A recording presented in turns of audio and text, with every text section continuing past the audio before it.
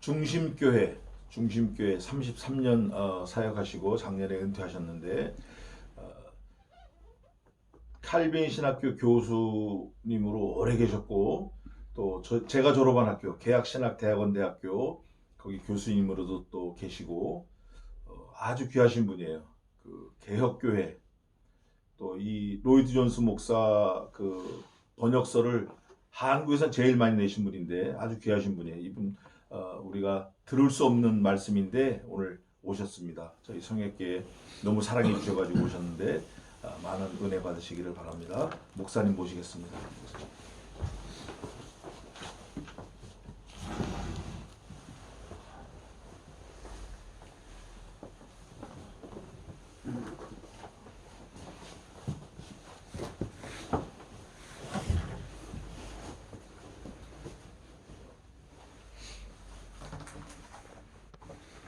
우리 하나님의 말씀은 시편 107편에서 보겠습니다.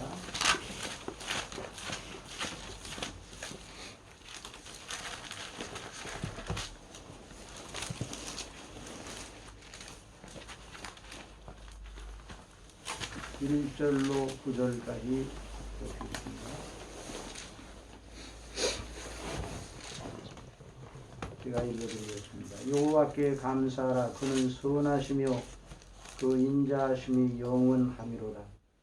여호와의 속량을 받은 자들은 이같이 말할지어다. 여호와께서 대적의 손에서 그들을 속량하사 동서남북 각 지방에서부터 모으셨도다. 그들이 광야 사막길에서 방황하며 거주할 성읍을 찾지 못하고 줄이고 목이 말라 그들의 영혼이 그들 안에서 피곤하였도다. 이에 그들이 근심 중에 여호와께 부르짖음에 그들의 고통에서 건지시고 또 바른 길로 인도하사 거주할 성읍에 이르게 하셨도다.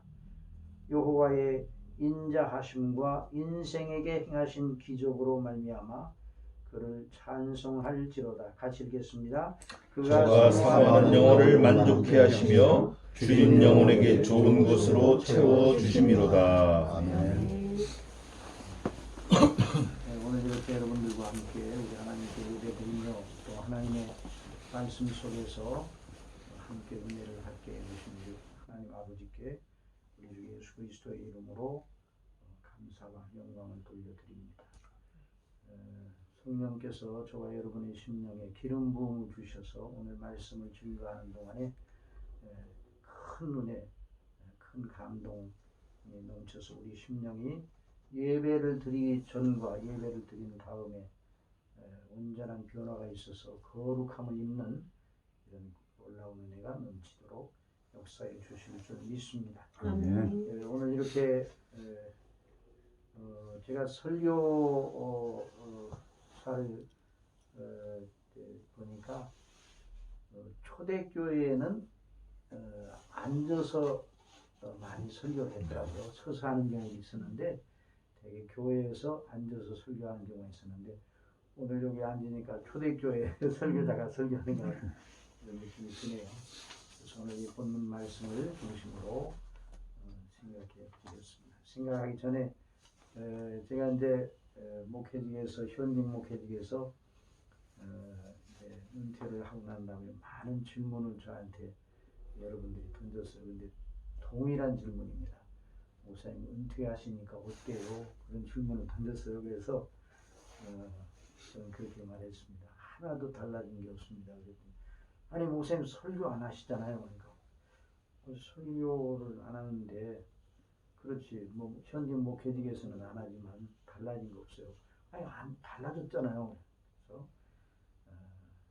우리 주 예수 그리스도를 믿는 믿음 안에서 하나님이 주시는 놀라운 은혜 속에 내가 하나님의 성령의 이끌림을 받아서 여기까지 왔는데 그런 면에서 하나도 달라진 게 없습니다.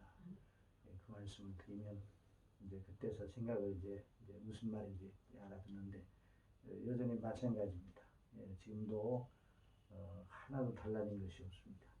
다만 이제 목회직에서는 이제 우리가 물러나셨지만 어제나 오늘이나 영원토록 동일하신 우리 주 예수 그리스도 안에서 받은 은혜의 영광 속에서 있다는 면에서는 하나도 달라지지 않았습니다.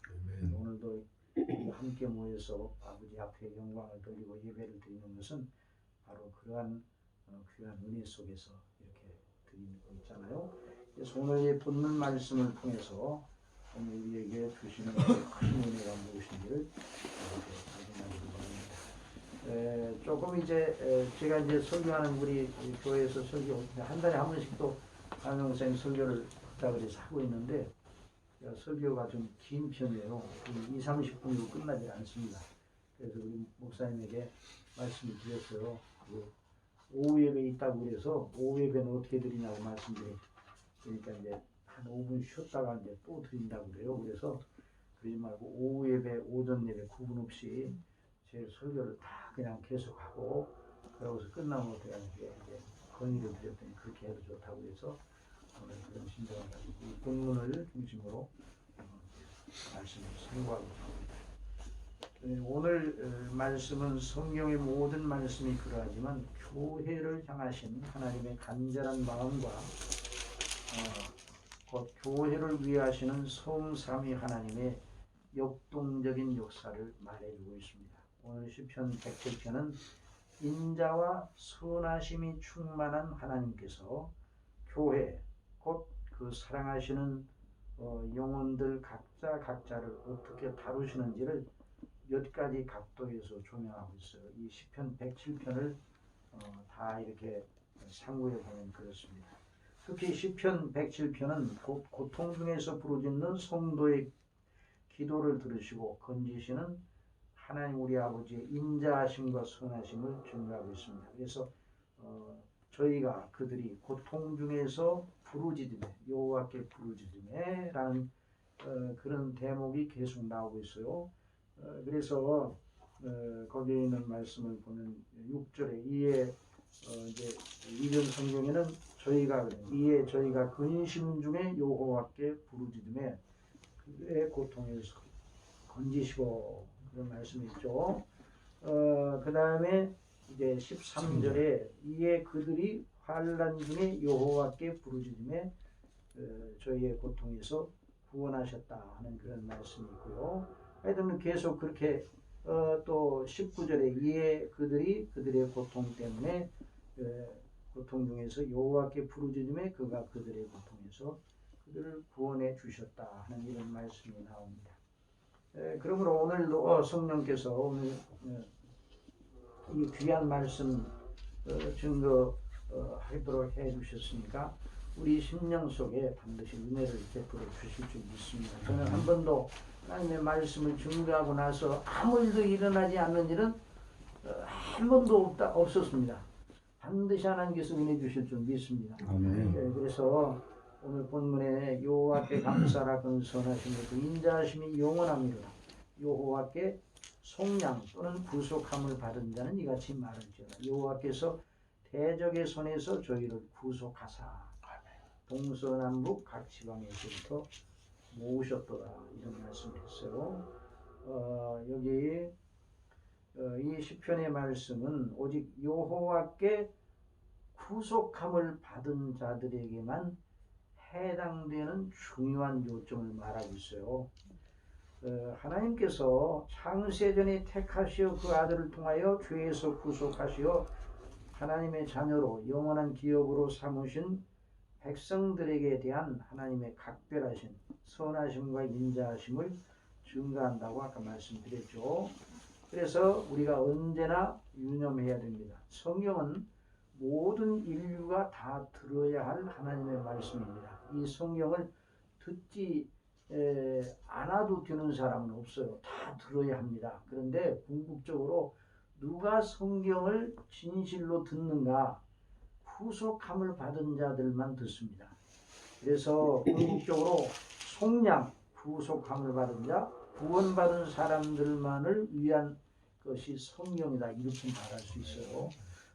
이런 말씀을 들으면 이제 어떤 분들은 아니 성경이 모든 인류에게 다 전파된 건데 그런데 물론 그렇습니다. 누구나 다 듣도록 만민에게 복음을 증가하라고 말씀해 주셨으니까 그렇지만은 성경의 내용을 보면 예를 들어서 로마서를 기록하여 사도 바울이 성령님의 인도하심을 따라 로마 교회에 그 편지를 보냈어요. 그런데 로마서를 보낼 때 로마 시민들을 상대해서 보냈습니까? 아니면 로마 교회를 향해서 보냈습니까? 로마 교회를 향해서 보냈습니다. 로마 시민들 전체를 보라고 이제 이게 로마서를 보낸 것이 아니죠. 그래서 로마서 1장 7절에 로마에서 하나님의 사랑하심을 입고 성도로 부르심을 입은 모든 자에게 하나님 우리 아버지와 우리 주 예수 그리스도로부터 은혜와 평강이 있기를 원하노라. 예, 시편 말씀도 분명하게 밝히고 있어요. 여호와께 감사하라. 그 선하심이 의며 인자하심이 영원하미로다. 자, 그런데 자 여기 우리 거기 한번 본문을 보세요. 여호와께 감사하라. 그는 선하시며 그 인자하심이 영원하미로다. 자, 2절 말씀 다 같이 보세요. 시작. 여호와께 구속함을 받은 자는 이같이 말할지어다. 여호와께서 대적의 손에서 저희를 구속하사 남동북 각 지방에서부터 모으셨도다. 그러니까 여호와께 구속함을 받은 자, 여호와께 속량함을 받은 자들이 여호와께 감사하며 그 인자하심이 영원하다고 찬미를 하라는 거죠. 예. 조금 물이 있습니다. 네, 있습니다. 딱 너무 뜨거운데 이거는 밖에 가서 아니 우리가 조금만 주세요. 너무 뜨거워서 괜찮아요? 또 떨어지면 좀 식겠습니다. 좀 식혀서 드셔야 돼. 찬물 좀 더. 아니 됐어. 그러니까 좀 식으면 돼. 내가 네. 이거 좀 식으신가? 왜냐면 조금 건조. 가만있어 봐요. 우선 여기다가 좀 식으면 돼. 그러니까 여호와께 구속함을 받은 자들만 그렇게 말할 수가 있는 거죠. 자, 그래서 여호와께서 은혜를 주셔서 구원받은 사람만 그렇게 할 수가 있는 거죠. 그래서 여호와께서 대적의 손에서 저희를 구속하사 동서남북 각 지방에서부터 모으셨더라. 여기 대적으로부터 구속하사 각 지방에서 모으셨다. 자, 두 요점이 있어요. 대적이라는 말이 나와요. 한번 따라서 대적. 모으셨도다. 모으셨도다. 각 지방에서부터 하나님께서 대적의 손에서 저희를 구속하여 내사 동서남북 각 지방에서 모으셨다. 두 가장 중요한 요점이 있어요. 대적이라는 말과 모으셨다는 말. 이 대적은 당시로서는 이스라엘을 괴롭게 하는 여러 변방의 세력들을 가리켰을 것이죠. 이 시편에서. 그러나 이 기록은 영적으로 더 주요하게 우리에게 무엇을 가리킵니까? 하나님을 대적하는 세력을 말하는 거예요. 하나님을 대적하는 세력이 무엇입니까? 바로 인간, 죄악적인 죄에 빠진 인간들, 세상의 풍조, 그걸 통하여 악하게 시험하며 여호와를 등지라 유혹하고 회방하는 사단, 그에 속한 악한 영들이 다 하나님의 대적들이죠. 그러니까 그 대적의 손에서 당신의 사랑하는 백성들을 구속해내셨다고. 이거 돌아가지 않게 고정하는 저쪽으로 가요. 저쪽으로. 그냥 놔두시면 이렇게. 그래서 영어 성경을 보니까 여러 성경들에서 NIV에서는 원수 후라고 그랬어요. 또 원수의 손에서, 또 ESV에서는 또 트러블 괴롭히는 자들의 손에서, 또 킹제임스 버전은 거기도 이제 원수의 손에서, 그리고 애드버서리, 이것도 이제 대적이에요. 대적의 손에서 구속하셨다 그랬어요. 그러니까 에베소서 2장에서 사도 바울을 통해서 말씀해 주셨죠. 너희의 허물과 죄로 죽었던 너희를 살리셨죠. 그때 너희가 그 가운데서 행하여 이 세상 풍속을 쫓고 공중의 권세 잡은 자를 따랐으니 곧 지금 불순종의 아들들 가운데 역사하는 놈이다. 거기서 그 대적에서 우리를 예? 그 대적에서 우리를 건져 주셨단 말이에요. 우리 집사님 뭘 그렇게 열심히 찾으세요? 예, 여기로 가라오세요. 예, 찾지 말고 여기 제 말씀을 잘 청정해야 그래 이제 오늘 이제 말씀에 아주 중요한 저는 이제 다른 설교를 할 때 다른 거 이렇게 재밌는 얘기 별로 안 합니다. 성경 말씀만 쭉 하니까 처음부터 끝까지 논리를 잘 따라와야 결론에 이르게 됩니다. 그러니까 자 하나님께서 택하시고 우리의 죄의 값을 그 아들로 말미암아 치르게 하시어 더 이상 하나님의 원수 하나님의 대적의 손에 빠지지 않고 거기서 우리를 건져내 주셨잖아요. 그래서 영원한 기업으로 삼으셨습니다. 그래서 우리 예수님께서는 내 양은 내 음성을 들으면 나는 저희를 알며 저희는 나를 따르느니라. 또 저희를 주신 내 아버지는 만유보다 크심에 아버지 손에서 빼앗을 수 없느니라. 내가 저에게 영생을 주노니 이런 말씀을 하셨잖아요. 그리고 또 히브리서 2장 13절에는 또 다시 내가 그를 의지하리라 하시고 또 다시 볼지어다 나와 및 하나님께서 내게 주신 자녀라 하셨으니 자녀는 혈육에 함께 속하였으며 그것 또한 한 모양으로 혈육에 함께 속하심은 사망으로 말미암아 사망의 세력을 잡은 자 곧 마귀를 없이 하시며 또 죽기를 무수함으로 일생에 매여 종로로 타는 모든 자들을 도와주려 하십니다. 그랬어요. 그러니까 이것이 바로 이제 대적의 손에서 우리를 구속하신 누구로 말미암아 구속하셨다고요? 구속이라는 값을 지불하고 우리를 사셨다는 그 말이죠. 근데 누구를 통해서? 하나님의 아들 예수 그리스도를 통해서 그 일을 하셨어요. 그러니까 이 일이 얼마나 놀라운 일입니까? 그러면서 그 대적의 손에서 우리를 구속하사 동서남북 세계 만민 속에서 우리를 모으셨다 그랬어요. 이 모았다는 말 속에 아주 중요한 요점이 있어요. 모았다. 여기 모았다는 말이 교회죠. 교회.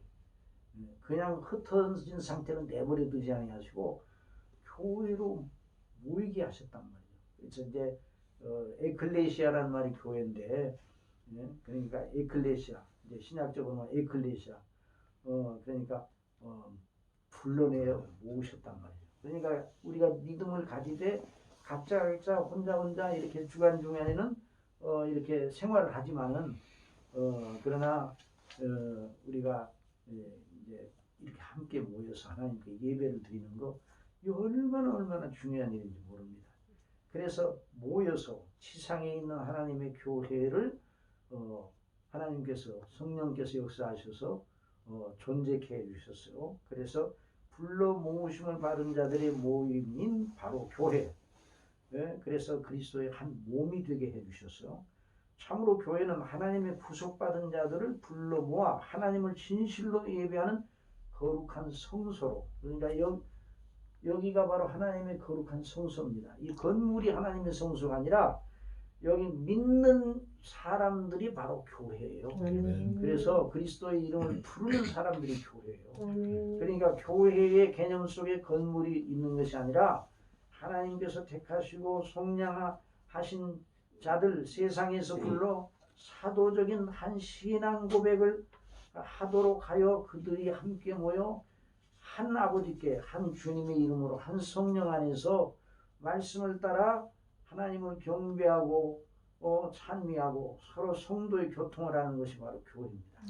그래서 믿는 우리가 교회입니다. 그래서 에베소서 2장 20절에 너희는 사도들과 선지자들의 터 위에 세우심을 입은 자 너희라고 해서 너희 여기서 말하는 너희는 바로 교회를 말하는 거예요. 그냥 한 사람 몇 사람 놓고 그냥 일반적으로 그냥 여러분 그런 게 아니라 너희는 바로 누군가 바로 신앙 고백 위에 한 유기적인 그리스도의 몸을 입은 교회를 가리라. 너희는 사도들과 터 위에 세우심을 입은 자라. 그리스도 예수께서 친히 모퉁이 돌이 되셨느니라. 그 안에서 건물마다 서로 연결하여 주 안에서 성전이 되어가고 너희도 성령 안에서 하나님의 거하실 처소가 되기 위하여 예수 안에서 함께 지어져 갑니다. 그래서 교회가 오히려 건물이 필요하기는 합니다. 그렇죠? 지상적인 조건 때문에 그러나 건물은 방편이에요. 제가 어느 목사님 통해서 얘기 들었는데 어느 교회에서 9년 동안 교회당 13층 빌딩을 짓느라고 9년 동안 굉장히 애를 썼어요. 큰 역사를 이루었죠. 그런데 코로나 사태가 터지니까 그 목사님이 실토를 하더래요. 그거 아무것도 아니더라. 9년 동안 우람하게 짓고 아름답게 짓고 최신식으로 최첨단 공법으로 거기에는 모든 장치를 다 마련해 놨는데 이런 코비드 사태가 터지니까 그게 아무것도 아니더라. 결국 교회의 본질은 건물이나 이런 그런 것이 아니라 교회의 본질은 예수 그리스도를 믿는 사람들입니다. 사람들이. 그래서 성삼위 하나님께 택하심과 속량하심을 받고 부르심을 받아 모여진 사람들입니다. 이 모임을 성삼위 하나님께서 조성하셨고 견지하시고 그 교회 안에서 함께 하시며 그 교회를 성삼위 하나님의 성소로 여기시는 거예요. 거룩한 처소로. 하나님은 어디나 계십니다. 그러나 교회를 아버지의 집, 당신의 집으로 여기시는 거예요. 여기 이제 성경에서 말하는 하나님의 집의 개념은 하나님께서 당신의 이름을 두시고 백성들을 만나 영광을 받으시고 예배케 하는 그 하나님의 임재의 장소. 그게 구약시에 쉐키나의 영광이 그 성소에 나타났잖아요. 그러니까 하나님의 그 영광이 나타나는 거기가 하나님의 집이에요. 그래서 처음 하나님의 집이라는 말을 누가 사용했어요?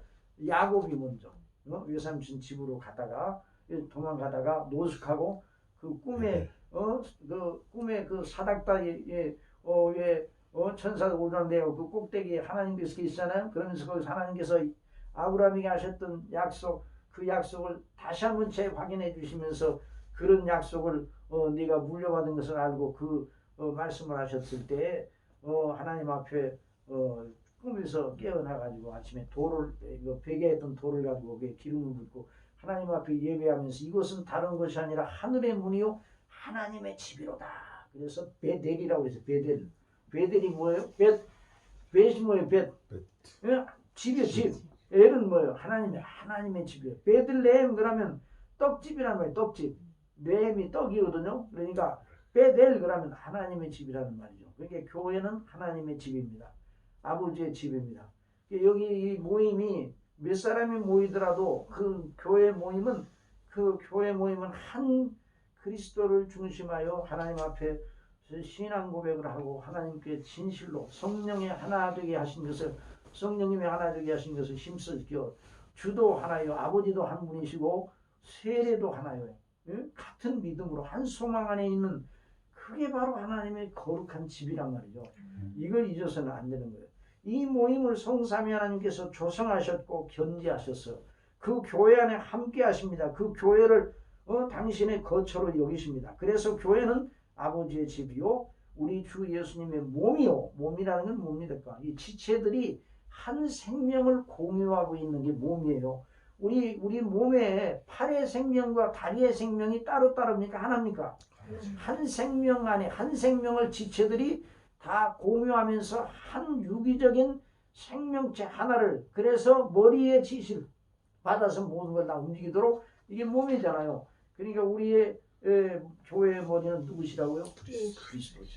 그리스도예요. 그러니까 교회의 존재의 가치와 의미는 사람들의 의식의 수준으로 따라갈 수 없고 오직 하나님의 영광과 그 목적과 뜻 안에서만 발견이 되는 거예요. 사람들이 보기에 성경대로의 교회는 어느 시대고 아주 대단한 아주 굉장한 사람들이 그 모습을 보고 모인 모습을 보고 굉장하네 엄청나네 거대하네 이런 감동을 할 때가 별로 없었어요. 오늘날 이 이머징 처치라고 해서 미국도 이머징 처치가 있어서 굉장히 소위 말 떠오르는 교회 막 그냥 몇 수천 명 수만 명이 모이는 교회 물론 하나님의 성령께 역사하시면 3천 명이 오순절에 회개를 하였으니까 그런 역사가 있죠. 그래서 대형교회라고 해서 무조건 잘못했다 이렇게 말할 수는 없어요. 그러나 교회의 본질은 수에 많고 적음이 있는 것이 아닙니다. 그 모임이 어떤 중심을 가지고 있느냐 이게 중요한 것이죠. 이걸 언제나 그래서 이전에는 동굴에서 무덤가에서 가정에서 은밀하게 교회로 모인 자들 오늘 여기 보니까 초대교회 같으네요. 아멘. 초대교회 같은 정말 사람들의 눈에는 가장 불쌍한 모습으로 보일 수가 있었어. 어느 시대나. 그러나 하나님께서는 교회를 만물을 충만케 하시는 자의 충만으로 그러니 하나님께서 당신의 피로 값주고 사신 교회를 향하신 각별한 사랑과 뜻을 진실로 알고 섬기는 자는 복되고 복된 자들이죠. 자, 그래서 역사의 절정은 역사의 의미는 어디에 있는가? 토인비가 역사를 연구를 했어요. 그 문명사적인 면에서 연구를 했어. 문명이 일어나고 또 다른 문명이 일어나고 또 발전하다가 또 쇠퇴하는 이런 문명사적인 면에서 이렇게 토인비가 역사를 연구했어요. 그러나 역사의 연구는 그 문명은 하나의 현상이고 하나의 역사가 진행되는 데 있어서 방편적인 도구고 역사의 진정한 의미와 가치는 어디 있는가? 바로 그리스도의 나라, 하나님의 나라, 그리스도의 왕권이 수립되기 위해서 역사가 진행되는 겁니다. 그래서 그리스도의 재림 때 역사가 종말이 오는 거죠. 그런데 그 속에 누가 있는가? 바로 교회가 있어요. 교회가 역사의 의미입니다.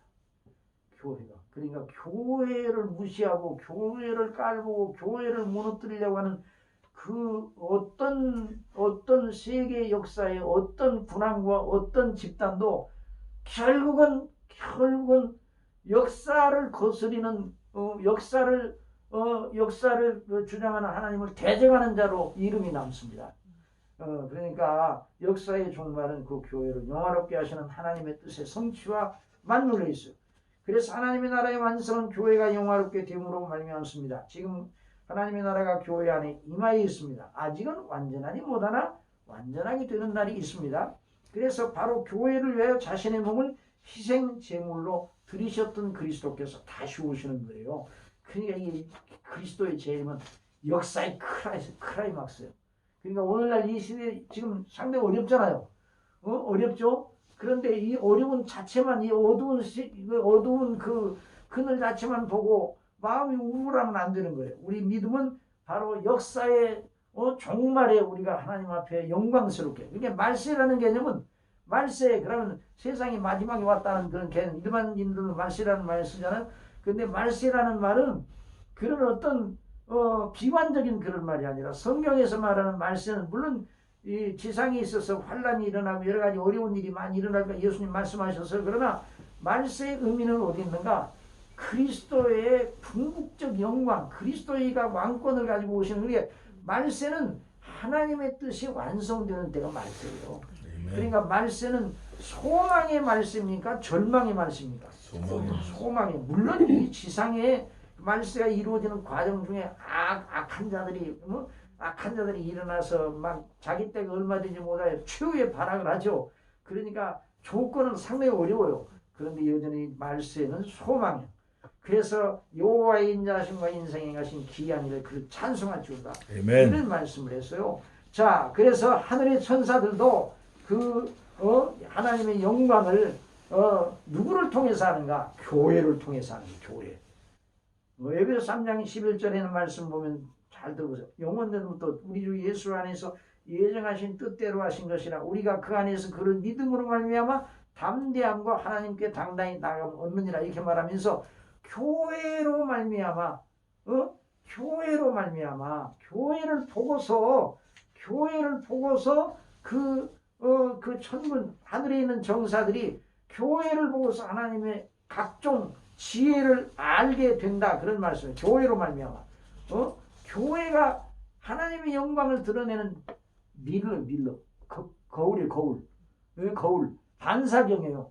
하나님의 천사들 그 하늘에서 하나님을 섬기는 그 주에서 하나님을 보좌주에서 하나님을 모셔서는 스랍들은 하나님의 영광을 알지요. 그런데 다 알겠습니까? 다 모르겠습니까?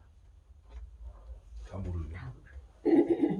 임금님을 모셔 있는 임금님을 제가 임금님을 모셔 있는 상궁들은 임금님의 뜻을 다 압니까 모릅니까? 모르죠. 다 몰라요. 어림도. 그렇죠? 그 밑에는 신하들도 몰라요. 그런 것처럼 하나님에 대해 하나님을 아는 지식을 천사들이 완전히 아는 게 아니에요. 근데 누구를 통해서 하나님의 지혜를 알게 되는가? 에베소서 3장 10절에 있는 말씀 거기 한번 찾아봅시다. 에베소 3장 6절에 있는 말씀 찾아봅시다.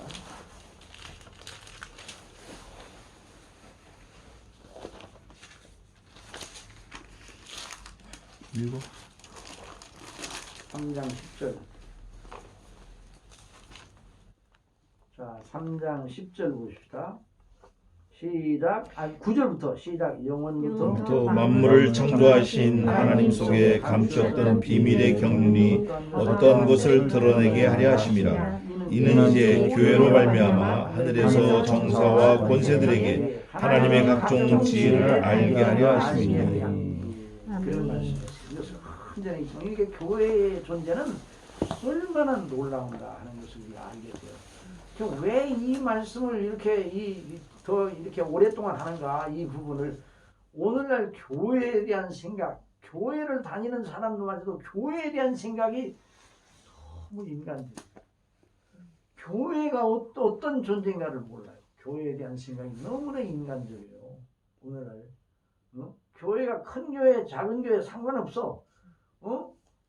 대단히 많은 사람들이 모이면 대단한 교회라고 생각하는데, 결국 그 사람들 얘기 들어보면 결국 인간적인 방법으로 교회를 이해하고 있어요. 성경에 따르지 않냐고. 그래서 오늘 우리가 교회가 무엇인가에 대해서 더 이제 이 본문을 통해서 듣게 되는 거예요.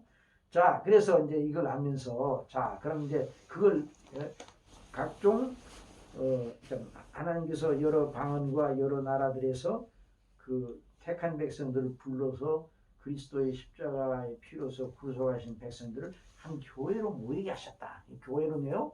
그런데 4절에 오늘 시편 107편 4절에는 말씀 보십시다. 자, 거기 한번 보세요. 4절.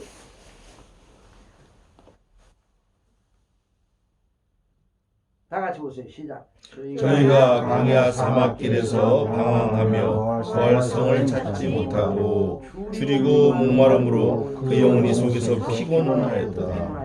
그런데 여기서 말하는 저희, 그들은 누군가 바로 구속함을 받은 자들이에요. 그런데 여기서 하나의 난제를 만나게 됩니다. 여러분, 여기 본문에서 부활성을 찾지 못하고 방황하는 이들, 이 사람들이 누구라고요? 구속받은 사람. 구속받은 사람들이요. 세상에 있는 사람들이 아니에요. 그러니까 이 부분이 난제, 어려운 문제, 쉽게 이해되지 않은 부분이에요. 여러분, 성경은 그러므로 문학 작품이 아니에요. 성경 하나님 말씀이잖아요. 그러니까 성경에 나와 있는 표현을 문학적으로 풀면 앞뒤가 맞지 않아요. 여러분, 하나님께 구속함을 받아 교회에 온 사람들은 방황이 멈춘 사람들이 멈추지 않은 사람들이에요? 멈춘 사람들인데 왜 구활성을 찾지 못하고 방황하는 이들로 여기를 말했는가? 요 대목을 그러니까 잘 알아야 돼요. 자, 그러니까 줄이고 목마른 그 영혼이 속에서 피곤하였다고 그랬는데, 세상에 속한 이들이 목자 없는 이런 양같이 길을 잃고 방황하고 유리하고 있습니다. 우리도 그리스도를 알기 전에 그랬잖아요. 길을 잃었었어요. 그러나 이제 감독과 목자 되신 그리스도께 돌아왔잖아요. 그런데 여기서 거할성을 찾지 못하고 방황하는 사람이 하나님의 택하심을 받고 구속함을 받은 자들인데, 이 문맥 속에서 그게 무슨 말인가? 그것을 이해하기 좋은 말은 5절에 있는 말씀이에요. 그걸 이해할 수 있는 조명이 5절에 있어요. 다 같이 읽어보세요. 시작. 줄이고 목마름으로 그 영혼이 속에서 피곤하였다. 이 말씀이 매우 중요한 거예요. 이 줄이고 목마름으로 그 영혼이 속에서 피곤하였다. 여러분, 줄이고 목마른 사람은 살아있는 사람입니까? 죽은 사람입니까? 살아있는 사람이 줄이고 목마릅니다. 살아있다는 거예요. 그러니까 하나님의 택하심을 받아 속량을 받은 사람들, 구원받은 사람들, 이 사람들을 가리키고 왜 이런 말을 했는가? 왜 거할성을 찾지 못하고 방황하는가? 자, 그런데 이 사람들이 바로 영혼이 줄이고 목마른 사람들. 이게 4절과 5절이 하나의 난제이면서도 하나의 빛을 던져주고 있어요. 이 말씀을 이해하기 위해서는 하나님께서 구속하신 백성들을 다루시는 하나님의 행사의 중심에 무엇이 있는가? 가장 본질적으로 그 하나님께서, 우리를 사랑하시는 하나님께서 우리에게 선하심과 인자하심으로 역사하시는데, 우리를 다루시되 뭘 중심으로 다루셔요? 우리의 뭘 중심으로? 영혼 중심으로 다루시는 거예요. 그렇죠? 하나님이 우리를 사랑하시죠? 뭘 중심으로 사랑하셔요? 영혼 중심으로 사랑하셔요. 자, 믿지 아니한 사람들이, 예수님 안 믿는 사람들이 부자들 많습니까? 없습니다. 많아요. 부자들만 있는 사람들보다. 그렇죠? 그리고 시편 70편 그들은 자기들이 행하는 일에 대한 어떤 계획을 세우면 자기들이 원하는 것보다 더 많이 야 1,000만 원 벌어야 되겠다 그러는데 1억 10억을 막 벌어요. 자기들도 그걸 벌어 가지게 되면서 어떻게 이렇게 되지? 너무 일이 잘 되는 거예요. 그렇죠? 그러니까 하나님이 그들을 사랑하셔 안 사랑하셔요? 몰라.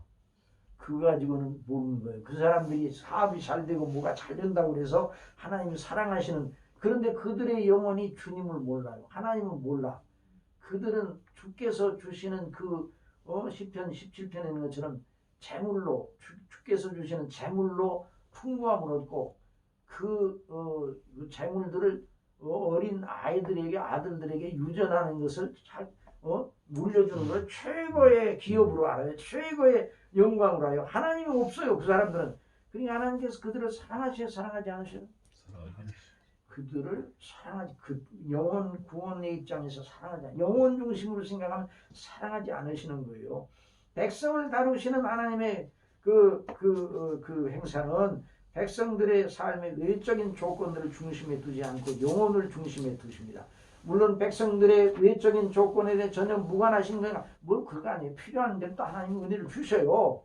그러나 가장 그 행사의 하나님 행사의 중심은 항상 그 영혼들을 구원하셔서 죄로 말미암아 파멸에 빠진 영혼, 당신의 진노 아래는 영혼을 영생 얻게 하고 하나님과 화해하여 영생 얻게 하고 영원한 나라의 아버지의 나라의 영원한 백성으로 자녀로 삼으셔서 그 자녀들을 통해 영원히 영광을 받으시고 그 자녀로 인하여 기뻐하고, 그래서 스바냐에 보면 내가 너희를 잠잠히 내가 보라볼 때 너희를 볼 때 잠잠히 바라면 내 기쁨을 인하여 이 기쁨을 이기지 못한다 이런 말씀이 있어요. 너무 사랑스러워서. 그러니까 하나님께서 저와 여러분을 사랑하시오. 그 영혼을 사랑하시오. 그래서 예수님을 우리 위하여 누구로 주셨어요? 아들 구속주로 내어주셨어요. 십자가에 못 박혀 죽게 하셨어요. 사람으로 보내셔서. 이거 놀라운 일이에요. 이걸 생각을 해보세요. 이게 보통 일이냐고요. 저도 예수님을 20살 때까지는 안 믿었어요. 근데 예수님을 20살 때부터 믿게 됐어요. 전도를 받고. 예? 어느 자매를 통해서 전도를 받았어요. 이제 이따 집에 가서 또 만납니다. 그 자매. 사모님. 근데 그렇게 해서 하나님께서 놀라운 은혜로 역사하셔서 이렇게 복음을 알게 되었을 때 예수 그리스도께서 하나님의 아들이시고 하나님이 살아계시고 그분 앞에 우리는 죄인이고 지옥과 천국이 있다. 그리고 모든 인생은 다 죄로 말미암아 진노의 자식인데 나도 진노의 자식이구나 하는 사실을 알게 되고, 그런데 그때 하나님 앞에 깨어서 영적으로 깨어나서 그러니까 두렵더라고요. 그런데 하나님께서 그리스도를 믿게 하여 이렇게 구원을 해주셔서 복음의 영광을 위해서 소명을 감당하도록 이렇게 하셔서 여기까지 오게 해주셨는데요. 결국 영혼 구원이 가장 중요한 문제죠. 그러니까 그럼 여기서 광야 사막길에서 방황하며 거할성을 찾지 못한다는 말은 질문을 드리겠습니다. 구원받기 전입니까? 구원받은 다음의 일입니까? 구원받은 다음에 구원받은 거듭난 다음의 일이에요. 거듭난 다음. 어떤 다음이라고요? 거듭난 다음에. 이제까지 거듭나기 전에는 세상이 좋았어요, 안 좋았어요?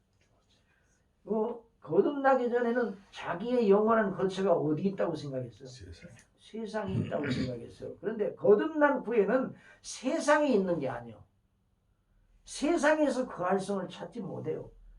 세상에 전부를 갖다 주더라도 여러분 거듭난 영혼에게 있어서 그 거듭난 영혼이 염려하고 걱정하고 목말라 하는 것을 세상 전부를 다 갖다 줘서 그 사람을 위로한다 할지라도 위로가 됩니까?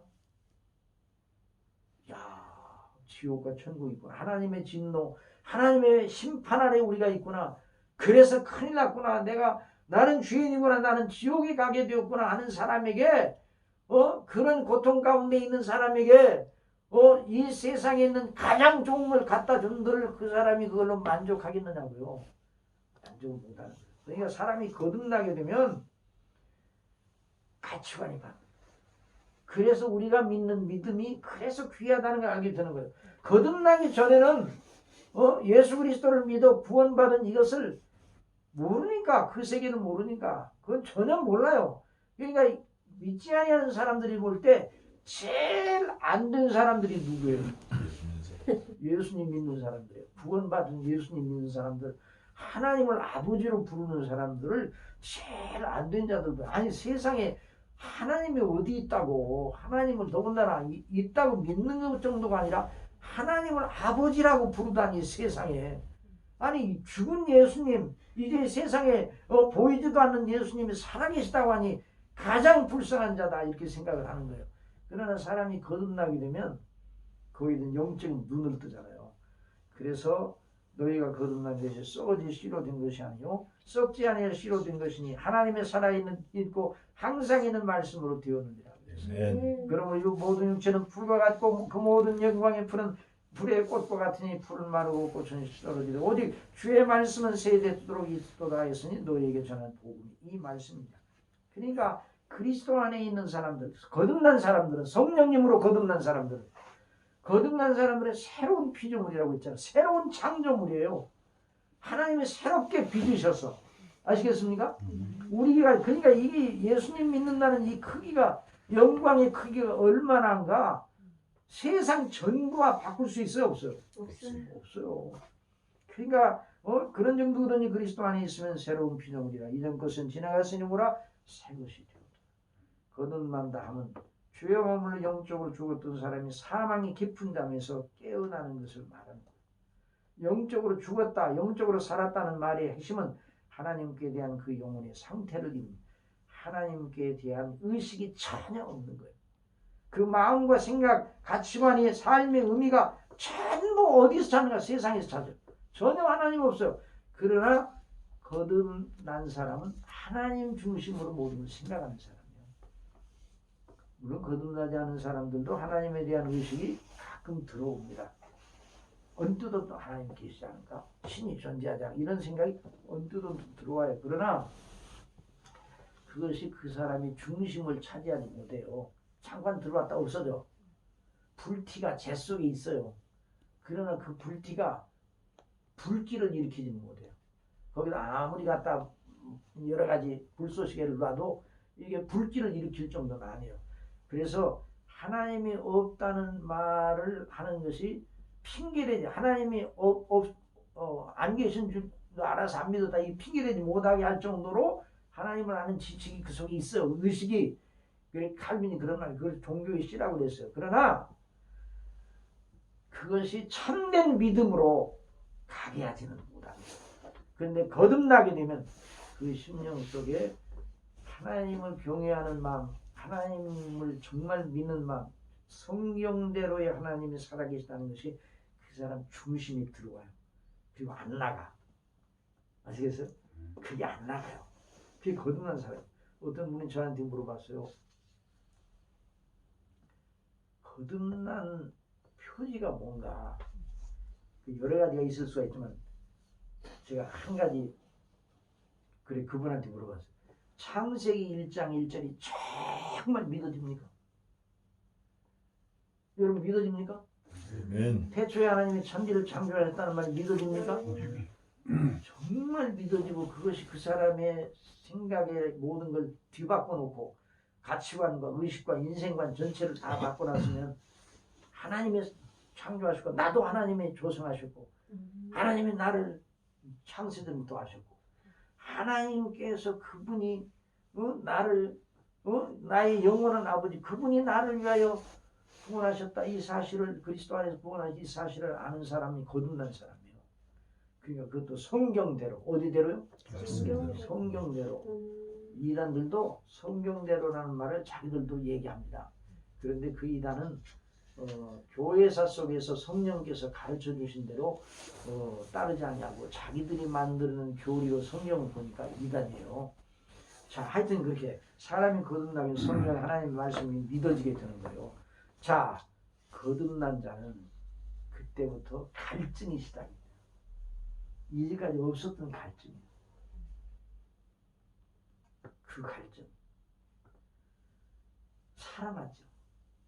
살아나기 전에는 갈증이 없어요. 영적으로 살아나야 갈증이 생깁니다. 이 갈증은 육체적인 갈증이 아니라 하나님을 향한 갈증이에요.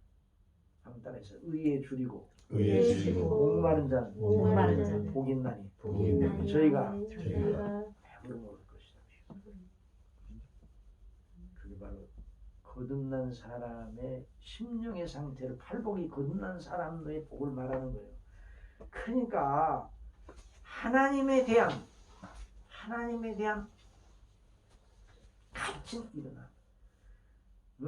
그래서 그냥 착하게 살고 그런 복 받지 이런 수준에서 이전에는. 그런데 그게 아니라 이 하나님 앞에 내가 죄인이요. 나는 어떻게 해야 구원을 받겠는가? 내가 어떻게 해야 내가 영원한 내세가 있다는데 내가 영원한 내세에서 내가 그 하나님 앞에 영화로울까? 이런 것이 그 사람에게 최고의, 그 사람에게 있어서 최고의 문제가 구원이에요. 거듭난 사람에게 있어서. 그래서 존 버전은 영적인 각성을 하게 되었을 때 이제 거듭났죠. 거듭났는데 6개월 동안을 흑암 속에 있었어요. 나뭇가지에 앉아있는 새가 부러웠어. 왜 부러워요? 새는 죽으면 지옥이 있어요, 없어요? 그러나 나는 지옥에 가게 되었구나.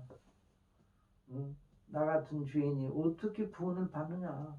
내가 생각해도 이렇게 죄인인데 하나님 보시면 완전한 죄인인데 어떻게 해야 내가 구원을 받겠나? 그래갖고 정말 너무너무 고통을 당하는 기간을 6개월 동안 겪었어요. 그런데 성령께서 나중에 이제 그걸 알게 해주셨죠. 그러니까 하여튼 이런 거듭나게 되면 영적인 갈증이 일어나는 거예요. 하나님과의 관계가 최고의 의는 그 의에 줄이고 말하는 하나님과의 의로운 관계, 그것이 최고의 가치예요. 하나님 앞에 옳은 것이 최고예요. 하나님 앞에 가치 있는 것이 최고의 가치 있는 거예요. 그렇잖아요. 다른 모든 게 대단해 보이는 거 있잖아요. 대단해 보이는 게 결국 아무것도 아니게 되는 게요. 그렇죠? 모든 건 다 먼지로 돌아가요. 이 세상의 모든 건. 하나님 앞에 옳은 거, 하나님과 화해한 사람, 하나님과 화평한 사람만 영생 얻는 거 아니에요. 그러니까 이걸 가장 크게 여기는 거예요. 그래서 거듭나 영적으로 깨어나니 세상에 자기의 그 갈증을, 그 소욕을 채울 것이 아니라는 걸 알게 돼요. 그래서 세상에서 거할 것을 찾지 못하는 거예요. 믿지 않는 사람, 믿지 않을 때는 그 세상이 전부였는데 이제는 거할 것을, 이 세상이 내 영원한 것이 아니라 세상이 지나가는 거고, 그런 다음에 내가 하나님 앞에 서게 될 때 그때 내가 어떤 존재를 서는가, 이것이 최고의 문제가 되는 거예요. 그러니까 거할성을 찾지 못하고 방황하는 이 세상에. 그 말이니까 믿지 않는 사람들은 이 세상에 좋은 것, 돈, 그걸로 만족해요. 여러분 개가 이렇게 위해서 또 어떤 사람들이 이 영상을 보고 우리가 개냐 그러는데, 거듭나지 아니한 상태는요, 영적으로 하나님을 바라보지 못하는 사람들은요, 영적으로 동물적 욕구를 따라서 살아가는 것보다 아주 높은 것이 아니에요. 이런 돼지나 개들은 말이에요, 좋은 자리, 좋은 먹을 것 주면 그걸로 만족하는 거예요. 그러나 우리 인생은 그렇게 만들어 놓지 않으셨어요. 근데 죄 때문에 하나님을 모르고, 그런데 하나님께서 거듭나게 하셔서 깨어나니 새로운 갈증, 영원한 하나님과의 관계에 최고의 관심을 가지고 그때부터 진정한 의미의 방황이 시작된 거예요. 그러니까 이런 의미의 방황이 일어나야 되는 거예요. 예수 그리스도를 믿는 사람들이, 교회 나오는 사람들이 하나님 잘 믿으면 복 받아. 하나님 잘 믿으면 복 받아. 이런 수준에서 예수님을 믿는 건 그 믿는 게 아니에요. 이게 하나님께 대한 이 영적인 그 새로운 의로운 관계, 이거 최고란 말이에요. 아멘. 그래서 목자 없이 유리하는 것과 같은 세상 사람들의 상태를 말하는 게 아니라 이 방황은 거듭나 영적인 목마름을 말하는 거예요. 그래서 방황이 시작이 되는 거예요. 그러면 그래서 이런 의미의 고통이 시작이 되는 거예요. 그러니까 거듭나면 이전에 알지 못하던 고통을 겪게 돼요. 아멘. 사람마다 좀 차이는 있지만 영적인 고통을 겪게 돼. 그래서 하나님 앞에 드디어 부르짖게 돼. 고통 중에 부르짖게 돼. 은혜를 주시라고 긍휼을 베풀어. 나는 죄인이로소이다. 나에게 긍휼을 베풀어 주시. 나를 불쌍히 여기시옵소서. 그 세리가 기도하면서 했던 것처럼 그 사람이 세리가 영적으로 깨어나서 그런 기도를 했는 거예요. 그래서 그렇게 영적으로 하나님 앞에 기도를 드리고 고통 중에 부르짖음에. 자, 그럼 107편 보세요. 107편 거기 보세요. 고통 중에 부르짖음에. 거기 보세요.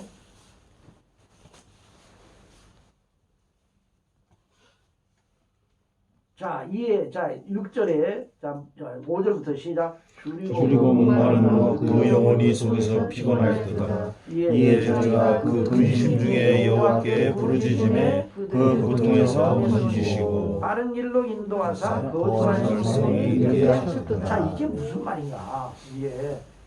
이게 무슨 말인가? 거주할 성읍에 이렇게 이게 하나님인데 이거 상징적인 표현이에요. 여기서 말하는 거주할 성읍, 바른 길, 거주할 성읍 무엇이겠습니까? 말씀 예수 그리스도. 거주할 성, 바른 길, only way.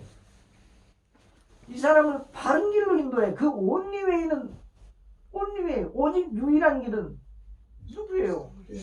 그리스도예요. 그리스도 안에 자기의 모든 갈증, 그리스도의 계속의 은혜 안에, 그리스도의 피 안에, 그리스도의 의 안에, 그리스도 우리 예수님 안에 자기가 거듭난 사람이 찾고 갈망하고 소원하는 모든 것이 다 들어있다는 걸 알게 해주시는 거예요. 아멘. 성령님으로 말미암아. 아시겠어요? 그래서 예수님 믿음으로 말미암아 구원받으면 죄사함 받고, 여러분 생각하세요. 예수님 믿음으로 말미암아 그 피로 죄사함을 받고, 예수님이 우리의 죄를 위하여 죽으셨으니까, 그리고 예수님의 의를 우리 것으로 여겨주셔요. 아시겠어요? 우리 것을 여겨주셔요. 우리 것으로. 그러니까 우리가 한 일이 아닌데 우리가 한 것으로 여겨주시는 거예요. 그래서 예수님의 의를 우리의 의로 여기셔서 우리를 죄가 하나도 없는 자처럼 의롭다고 선포해 주시는 거예요. 아니, 이런 은혜가 세상에 어디 있어요? 이런 은혜가.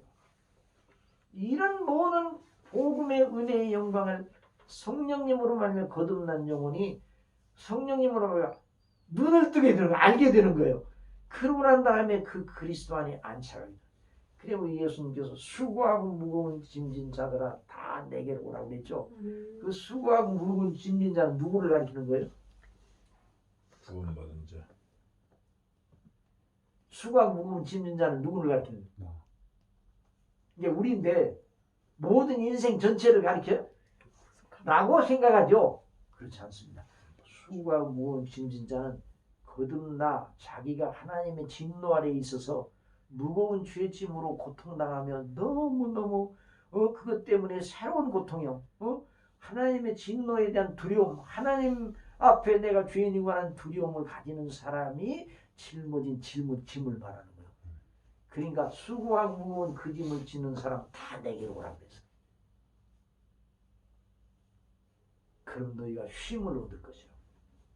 예? 나는 마음이 겸손하고 온유하고 겸손하니 내 몽에를 메고 내게 배워라. 내 짐은 가벼우니라고 했잖아요. 그렇죠? 제가 군대에 있을 때 예수님을 믿고 나서 군대를 갔거든요. 은혜를 충만하게 받은 상태에서 군대를 갔거든요. 그런데 제가 키가 작습니까? 큽니까? 아니요. 그런데 목사님도 군대 갔다 오셨죠? 그럼 예. 그런데 군대 생활하면서 키 작은 사람이 참 서러울 때가 많아요. 그렇죠?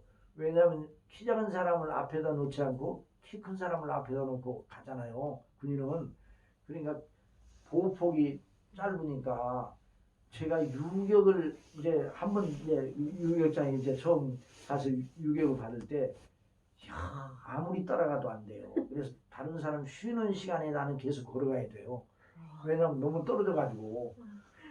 그런데 그리고 또 이제 제가 이제 그 원주에서 이제 그 본대가 원주에 있었었는데 그 춘천에 파견 나가 있는 중대가 있는데 거기 원래 원주에 있다가 이제 쫄병 때 그쪽으로 이제 춘천에 있는 그 소양강 옆에 있는 그 공병 보급부대 정비 보급부대인데 중대예요.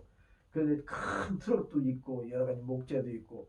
근데 이제 부비 출입이라고 이제 강 도하할 때 비상시에 전쟁 때 도하할 때 다리 놓고 건너가는 그런 거 하는 취급하는 그런 회사 그 저 부대예요. 부교. 부교. 그런데 그 부교의 부속품이 쇳덩어리예요, 쇳덩어리. 알루미늄, 트랄루미늄. 그런데 그걸 갖다가 싸놨는데 가끔 그것이 이제 녹이 슬고 그러니까 이쪽으로 옮겼다가 색을 칠해가지고 이제 보존을 하는 거예요. 관리를 하는 거예요. 그런데 어느 날 제가 쫄병으로 갔는데 그걸 하는 거예요. 그런데 그때 여름날이었었는데 양쪽에서 둘이 들었어요. 그러니까 키 큰 병사가 앞에서 들으니까 저한테 완전히 무게가 다 쏠리는 거예요. 정말 수고하고 무거운 짐이야. 나는 또 뭐 키도 그렇게 뭐 기운도 세지 않고 연약한 상태에 있는데 너무너무 힘들고 고통스럽더라고요. 근데 선임하사님이 이렇게 보더니 안 됐는가? 야, 안 되겠다. 너 이리 와. 그러더니 그 키 큰 병사와 비슷한 키의 사람을 오라고 그러더니 너는 너는 가운데 들고 양쪽에서 들으라고 그러더라고.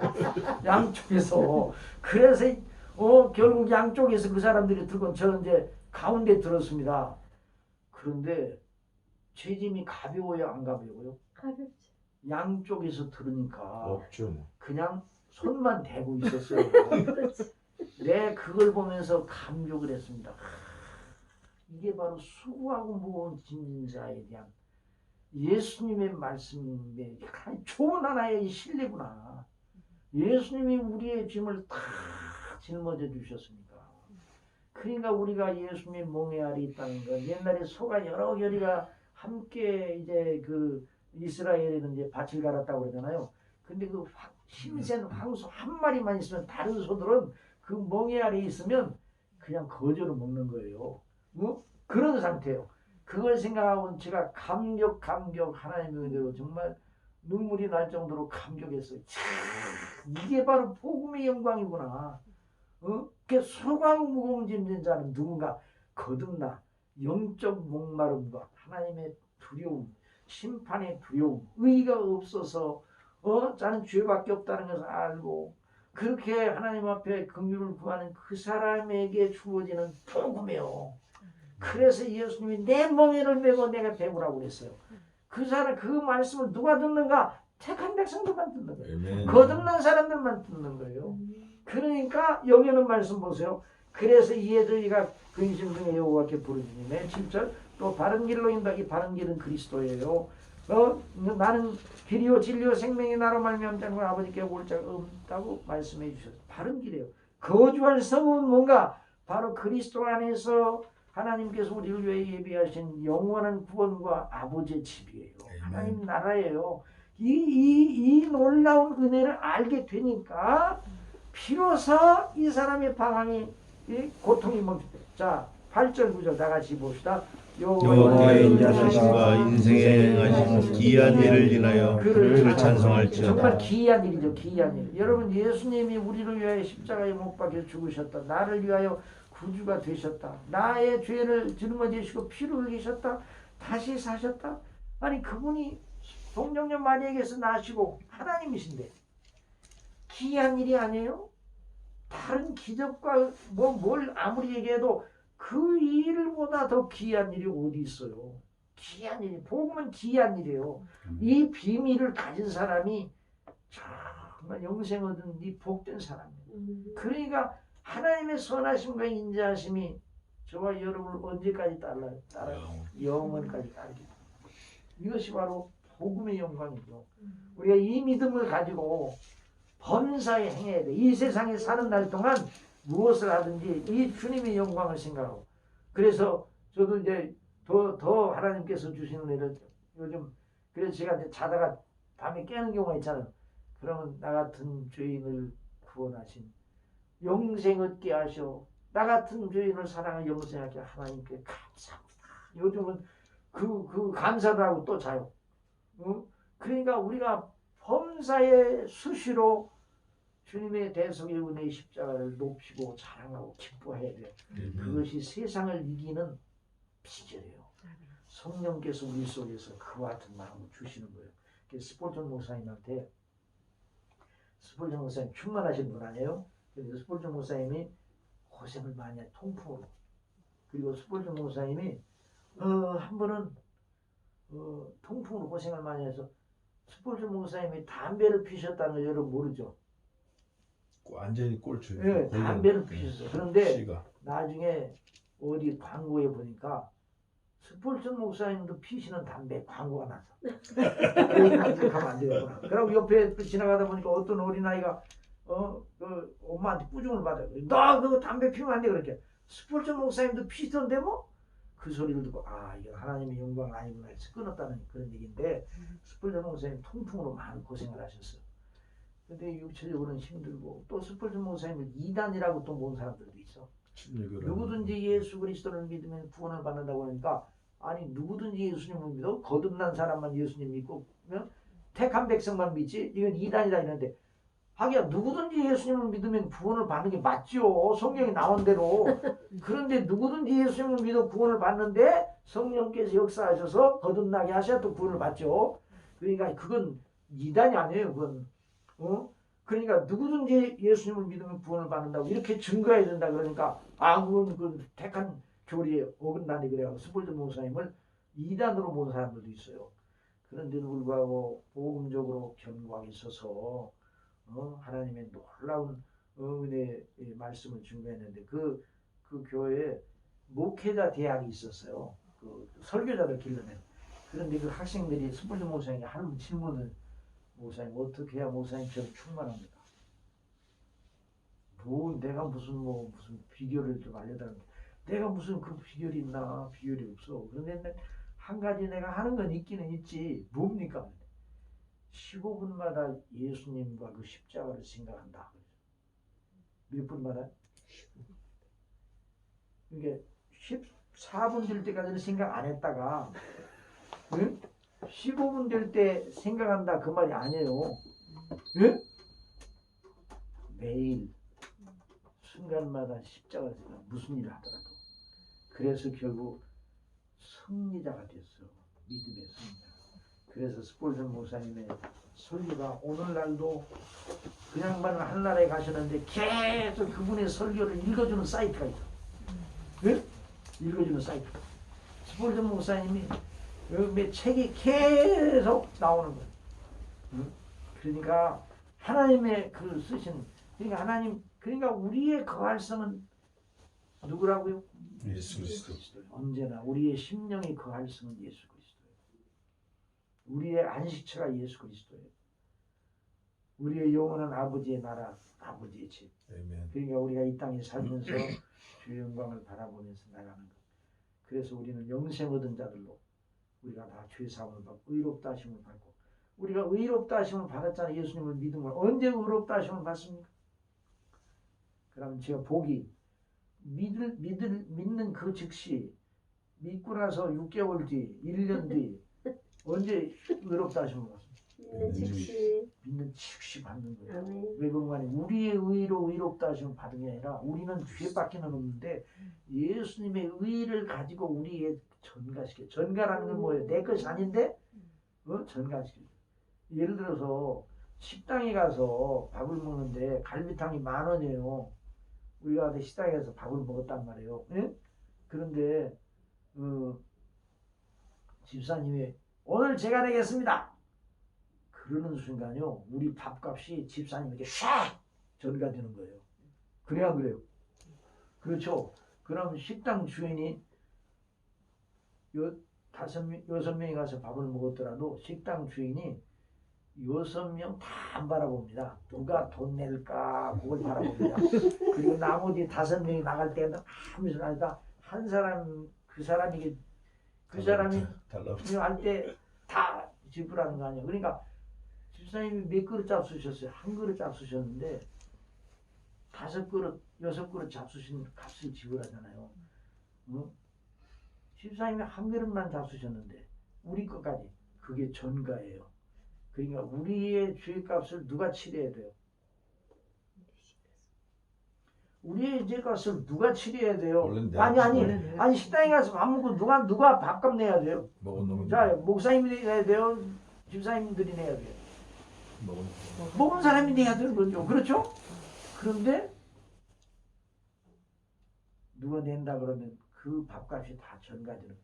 우리 예수님이 우리의 죄짐을 짊어지시고 십자가에서 죽으셨단 말이에요. 그러니까 그 은혜, 놀라운 은혜 때문에 그리스도의 의가 우리 의가 됐어요.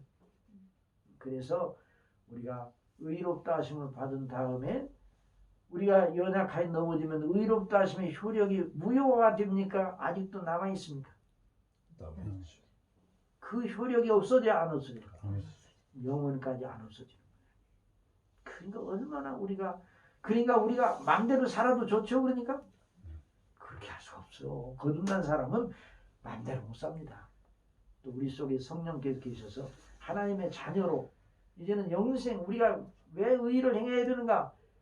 하나님과 순종해 왜 계명을 지켜야 되는가? 영생 얻기 위해 지키는 게 아니라 영생 얻었기 때문에 하나님의 나라의 자녀가 되었기 때문에 계명을 지키는 거예요. 그래서 그리스도의 형상을 닮아가는 그래서 성화 생활이 그렇게 또 중요한 거예요.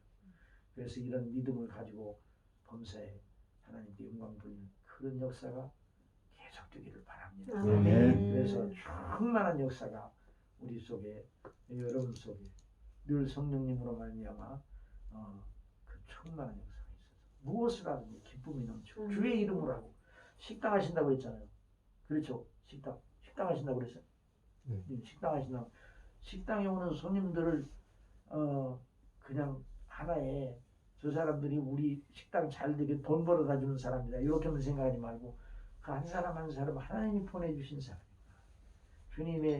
주님을 대접하듯이 주님을 대접하듯이 물론 정당한 이윤을 추구하는 건 그건 올바른 일이에요.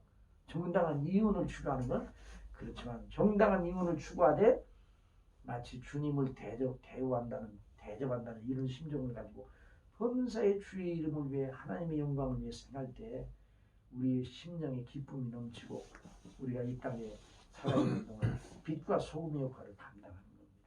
이런 역사가 넘치기를 바랍니다. 그래서 이 교회가 항상 그리스도의 복음의 영광에 집중하여 이제 목사님과 여러분들이 또 다 서로도 어릴 때부터 알고 또 이제 친구이긴 하지만 그러나 교회라는 하나님의 이 거룩한 교회 모임 속에서는 친구끼리 모인 게 아니에요. 그렇죠? 네. 그리고 그리스도 안에서 구원받은 백성으로서 모여서 서로 그리스도 안에서 교통하며 또 하나님의 세우신 거룩한 질서를 따라 잘 진행해 나가야 교회가 그리스도 안에 견고히 서는 겁니다. 그런 역사가 넘치기를 바랍니다. 그래서 이 성약교회가 정말 하나님 기뻐하시는 교회로 하나님의 거하시는 성소로 계속 그리스도 안에서 성령님의 안위로 평안하게 든든히 서가고 수가 더해가는 이런 놀라운 역사가 넘치도록 우리 아버지께서 은혜 주실 줄 믿습니다. 아멘. 기도하겠습니다. 아버지 하나님 감사합니다.